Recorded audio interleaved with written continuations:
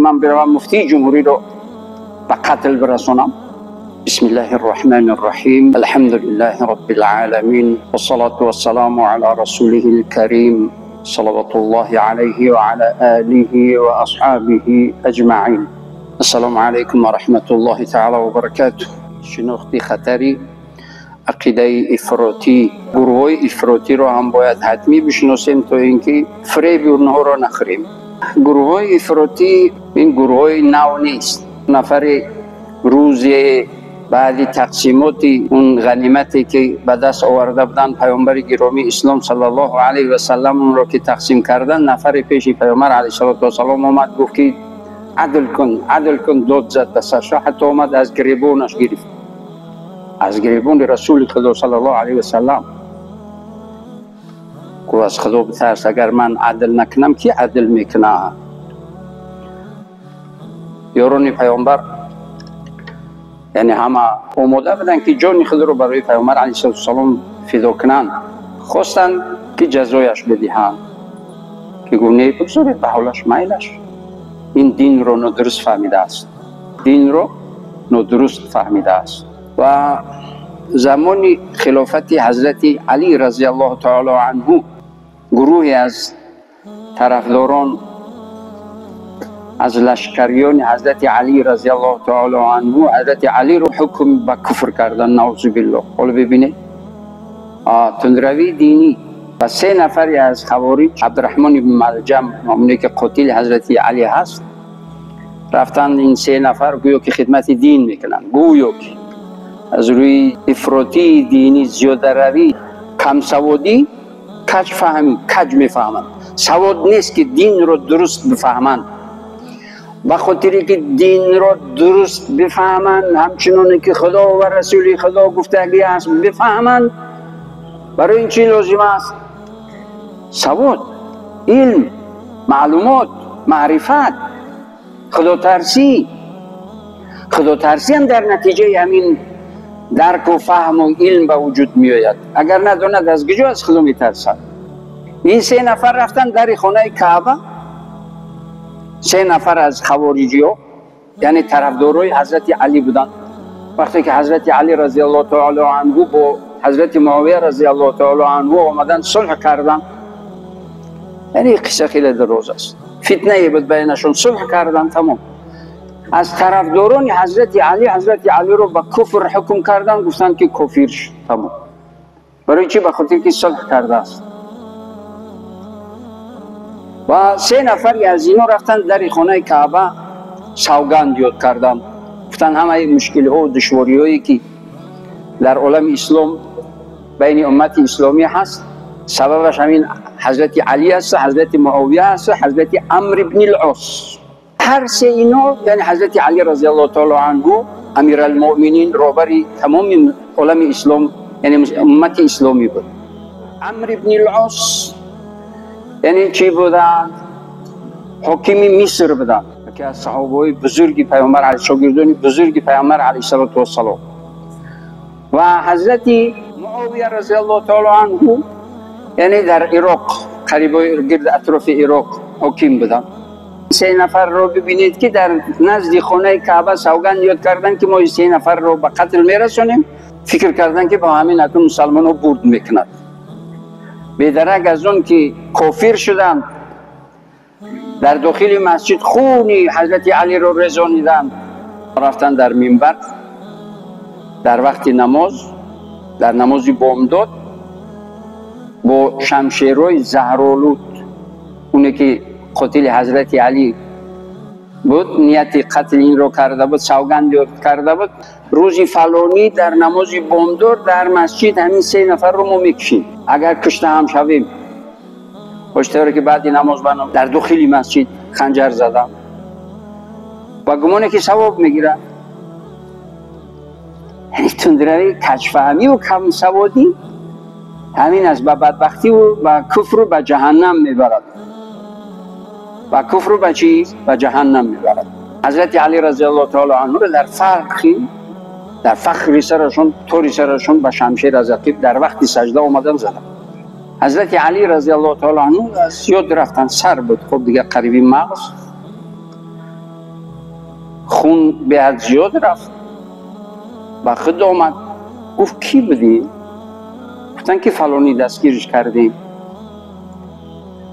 گفت اگر من زنده بمانم میدونم که چکار کنم، یعنی جزایش رو من خودم میدهم. در روبروش ایستاده که بگو زنده نمیمونی، چرا که من خنجری من زهرآلود است رو میکشد در چند ساعتی. به انصافی تندروی دینی. حالا اون گمان کرد که اکن تمام من کاری بزرگی کردم جنت میروم.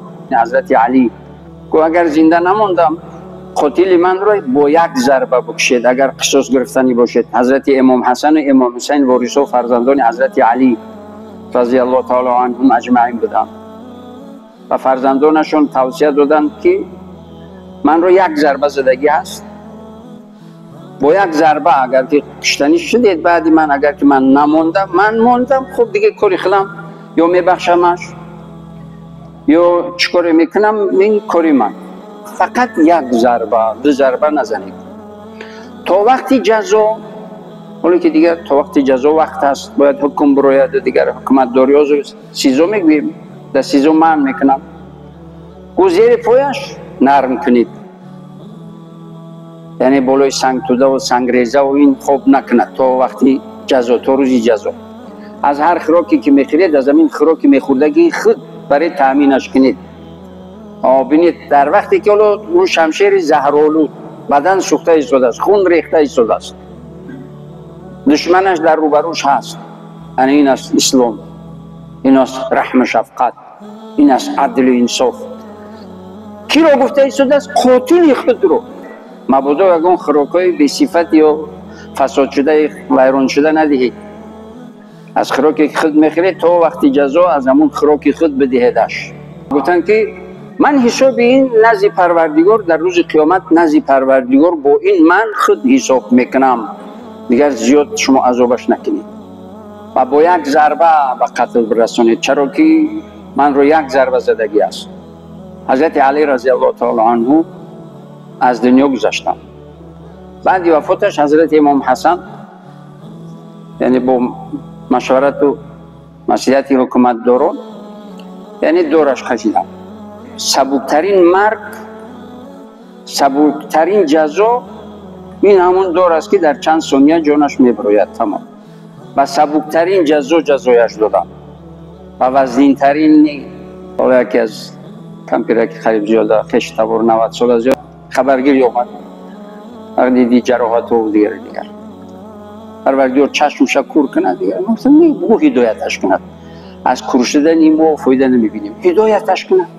هدایتش کند عبادت کند اما ثواب میگیریم. همونی که خونه که در مسجد ریخت چند که ریخت و این همه اجر دارد، بی اجر نیست.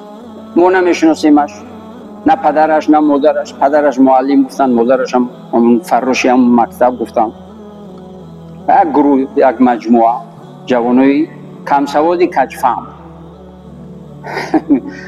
گویا که خدمت اسلام کردن. همین گروه های تندرو اصلشون رو ببینید مسلمان نیستن. اینا رو با واسطه اینترنت شبکه‌های اجتماعی دعوت میکنن. از پیش دیدگی نیستن همون آدمایی رو که اینا رو دعوت کردند و راهنمایی کردند و سفارش دادند، اینا انجام دادند یا که مبلغ‌های معین وعده کردند، از پیش دیدگی نیستن اصلا. پس اون اینترنت چی هست نمیدونن. حالا بابا با پس خودش خدای هدایتش کند. فکری همین مادرش نکرد که چقدر عذاب میکشد همون مادر تا این حساب کتابش تمام میشود. یا دیگرانش هم که باشند چند نفر تندروای دینی همین هستند. اثبات شد، تاریخ اثبات کرد، واقعیت روز تاریخ وقت اثبات کرد که سلا و کلا و ریش بد معلوم شد بعدی وفاتش که بعدی سنجش‌های زیاد اصلا مسلمان نبوده است، مسلمان نیست. به خاطر چی؟ پراکنده کردن جمعیت مسلمان. مقصد اینا همین است. همین گروهی که تندرو هستن، تکفیریایی که هستن، شما دیدید که یکون کافر رو کشته باشن تو به حال مسلمان میکشن، نمازگزار میکشن، مسجد ها میترکنن، هم خلاص نیست. در گجا همینا به منفیت اسلام کار کردن، فقط جمعیت و جامعه مسلمانی رو پراکنده میکنن، پریشان میکنن، خراب میکنن، به آتش میزنن و خاک یکسان میکنن. همین است این گروه های تندرو. از این گروه های تندرو یک نفرش رو میشناسم، ما میشینیم صحبت میکنیم، کارش فقط علم دین رو تنقیل کردن است، رنگش هم سیاه و کبود، نور ایمان در روش نیست، کارش فقط تنقید خادمای دین، فقط تنقید مسلمان، دیگر کاری دیگر نداره. جزا هم گرفته است، باز هیچ عبرتش نمی شود. یعنی اگر ساده و سفته و آشکارتر بگویم، یک شیطان در صورت انسان در بین مسلمان برای بدبخت کردنی، برای پریشان و پراکنده کردنی مردم مسلمان، دیگر کاری دیگر نداره، دیگر وظیفه دیگر نداره. همین از وظیفه‌اش پراکنده کردن جمعیت و جامعه مسلمان، شک و شبهه آوردن در عبادت و در زندگی برای مسلمان. اینش بدعت است، اینش کفر است، اینش شرک است، اینش این است، اینش این است. فقط مردم مسلمان رو آواره و شکاک، تمام، دیگه چیکار کنم نمیدونم. مردم مسلمان رو حیران میکند. و این اسلام نیست. حالا پدری همون معلم، خداوند هدایتش کند، خداوند هدایتش کند. اونم هیچ وقت از پدر و مادرش مصلحت نپرسیده است. من فکر میکنم و باوری هم دارم که پدر و مادرش رو مصلحت نپرسیده است که من بروم مفتی جمهوری رو به قتل برسونم. اگر میگفت هرگز اون پدر و مادر اجازت نمیداد، لیکن کار کردگیش رو کرد. وقتی که مرگ نباشد گاه میبینید که از یک حالتهای انسان حیات زنده میماند که هیچ عقل باور ندارد. گاه صدمه ها رخ میدهد، میگن که همینجا آدم برآمده است خروش ندارد، هیچ عقل نمیرسد. میگه مرگ باشد در جگه نرم و گرم جان به حق تسلیم میکنید میروید. تمام، همین است. منم پرسیدم برادر رو چیکار میکنم، خداوند هدایتش کند، تمام، هدایتش کند، ما ثواب میگیریم. حالا که کور شود یا که دیگر شود، باز درد سری همین ملت و با همین سرزمین همین کشور هم خلاص یا نیست. خداوند هدایت کند. نه، مسلمان کار را نمی کند، این خیانت است، برای همین برکت نمی یابد. مسلمان هم باید که تمام کاری که انجام عبادت انجام میدهد باید با تمام وجودش. نماز آمدیم با خود کارد نیاریم و کسی رو خنجر نزنیم یا که پایافزال ندزدیم، با تمام وجود وقتی که عمل عبادت رو انجام بدهیم، پروردگار عزت و برکت و سعادت دنیا و آخرت رو برات میدهد.